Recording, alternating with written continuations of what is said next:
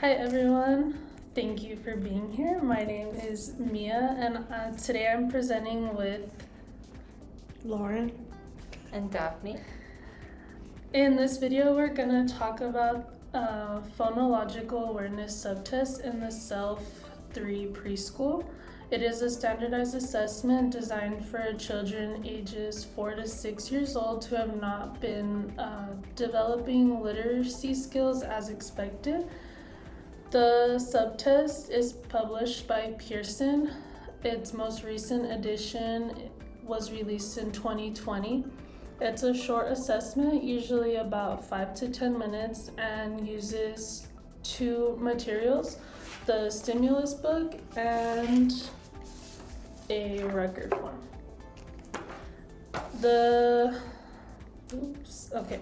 The test is typically administered through trained SLPs, school and clinical psychologists, educational diagnosticians, and special educators.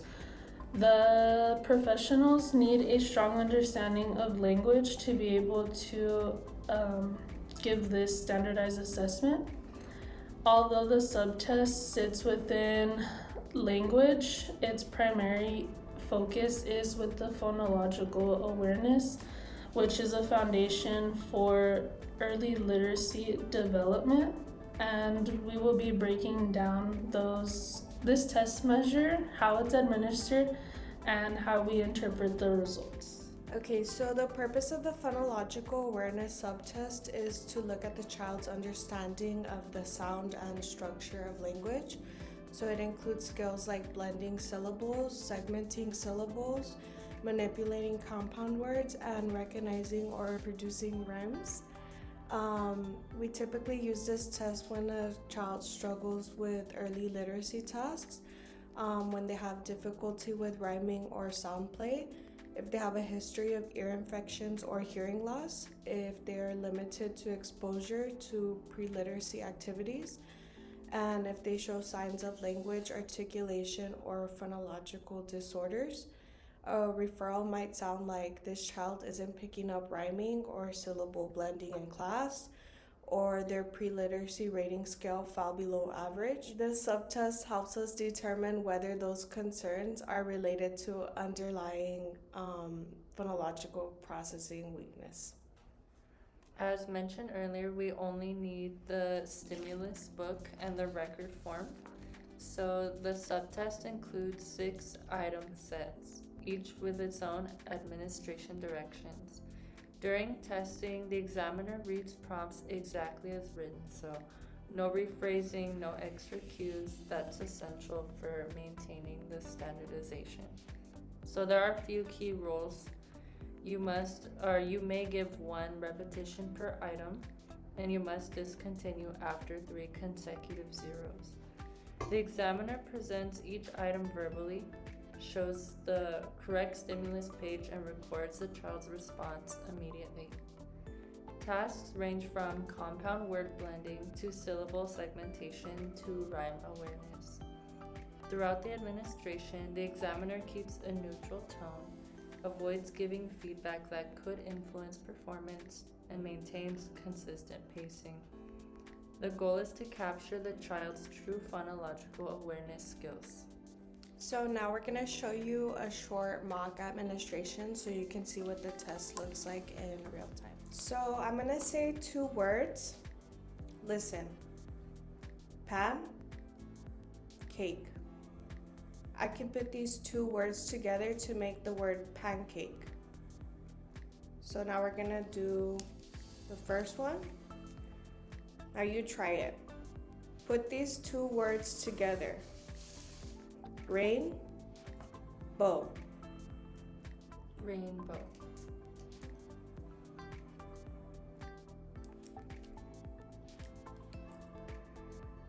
Okay, let's try another one. Put these 2 words together. Back, yard. Yard.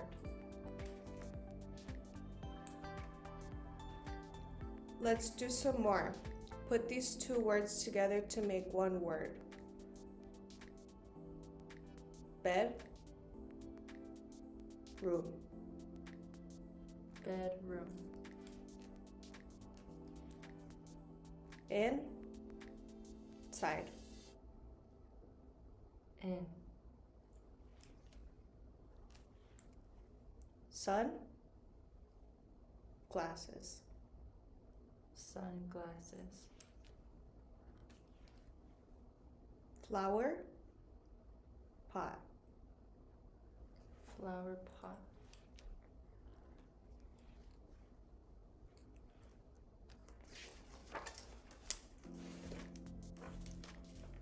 Now I'm gonna say parts of a word very slowly. Kitten. When I put the parts together, I get the word kitten. Now you try it. Put these parts together to make a word. Paper. Paper. Now let's try another one. Put these parts together to make a word. Chicken. Chicken. Let's do some more. Put these parts together to make one word. Candy. Can. Puppy.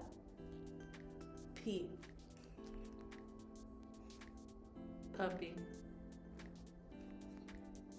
Elephant.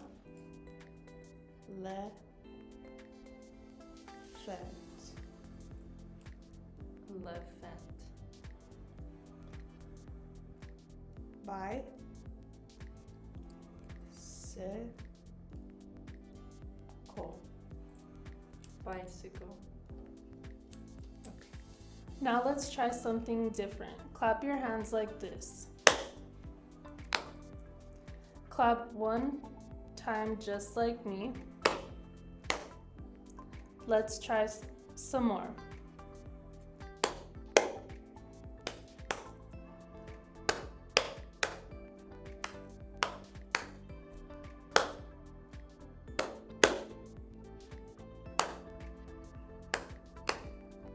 Now I'm going to clap every time I say a word. Listen carefully and watch me.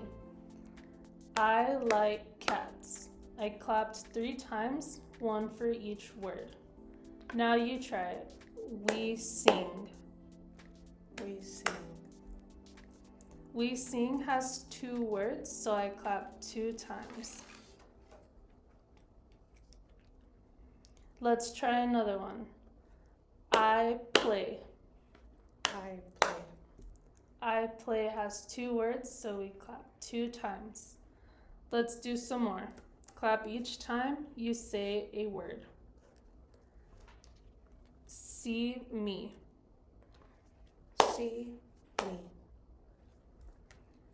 He plays games. He plays games. Cats are soft. Cats are soft. I like to eat cake. I like to eat cake. Now I'm going to clap for each part of the word I say. Listen carefully and watch me. Table. Table.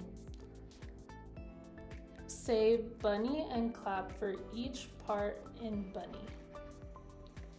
Bunny. Bunny has 2 parts, so we clap 2 times. Let's try another one. Say open and clap for each part in open. Open. Open has 2 parts, so you clap 2 times. Okay, let's do some more. Say the word and clap for each part of the word. Cookie. Cookie. Apple. Apple. Butterfly. Butterfly. Banana. Banana. Now let's do something else. The words nap and cap rhyme. They sound the same at the end of the word. Nap and mop don't rhyme because they don't sound the same at the end of the word. Now you try. Do these words rhyme? Cat, hat. Yes.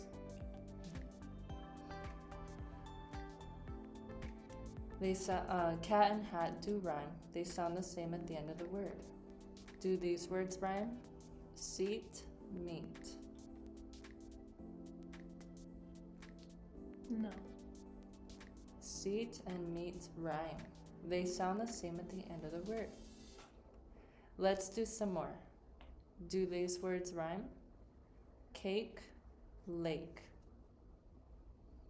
Yes.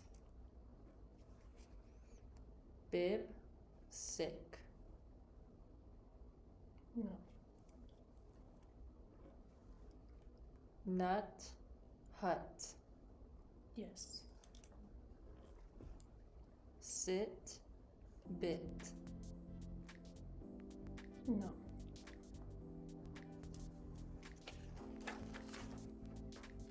Now let's do something else with rhyme. A word that rhymes with fan is man. Another word that rhymes with fan is can. Now you try. What is a word that rhymes with cap?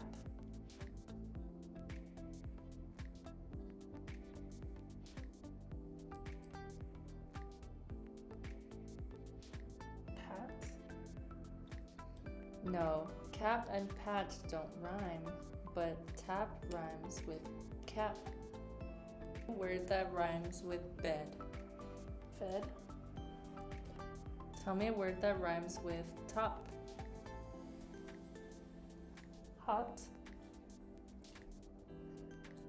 Okay, so the scoring is pretty simple. Each item receives a So sorry. 1 for correct or 0 for incorrect responses, no response, or an I don't know.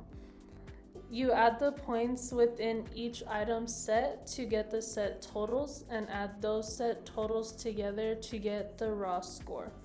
Our raw score is then converted into a standard score or a percentile rank, and that'll let us know how the child is doing compared to peers their same age and whether their phonological awareness falls within, above, or below the expected range.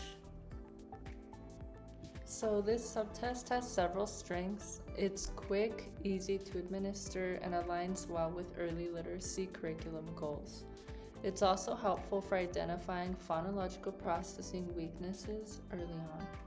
However, there are some limitations. So one is that it relies entirely on verbal responses, which may disadvantage children with expressive language delays. It may not fully capture phonological awareness in bilingual learners whose phonological systems differ across languages. Cultural differences in exposure to rhyming games or literacy activities can influence performance. So interpretation must be holistic, taking into account the child's linguistic background, cultural experiences, and literacy opportunities. To wrap up, the phonological awareness subtest is a brief but powerful tool for evaluating foundational sound-based skills that support early reading. It helps identify children who may be at risk for literacy difficulties and guides targeted intervention. By combining standardized scores with thoughtful clinical reasoning, we can make informed decisions that support each child's language and literacy development. So for our subtest, we did get a raw score of 14, but to get a standard score and a scaled score, we would have to complete the whole assessment. So here we do have a hypothetical example. So we have a 5-year-old who earns a raw score of 8, which converts to a standard score of 78 and a percentile rank of 7. That would place the child below the expected range. So according to that pattern, maybe the child blends compound words correctly, but struggles with syllable segmentation. and may produce very few correct rhymes. So that could suggest that the child can manipulate larger sound units but has difficulty with smaller phonological units, skills that are essential for decoding and early reading. So when we are interpreting these results, we do consider developmental expectations, literacy exposure, cultural and linguistic background, hearing history, and co-occurring language or articulation concerns. So that helps us choose appropriate intervention targets such as syllable segmentation practice or rhyme awareness activities.